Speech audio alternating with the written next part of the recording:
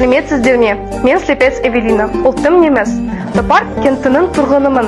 Құрметті достар, сіздерді Қазақстан халқы тілдері күнімен шын жүректен құттықтаймын. 100-ден астам этнос өкілдері татулық пен ынтымақта өмір сүретін еліміз үшін. Бұл мереке мәні жоғары айтулы күндердің бірі. Тіл адамды адаммен, халықты халықпен жақындастыратын ерекше құрал.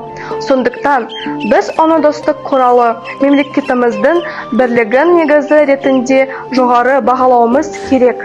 Құрметті достар, Қазақстан халқы тілдері күнімен құттықтаймын.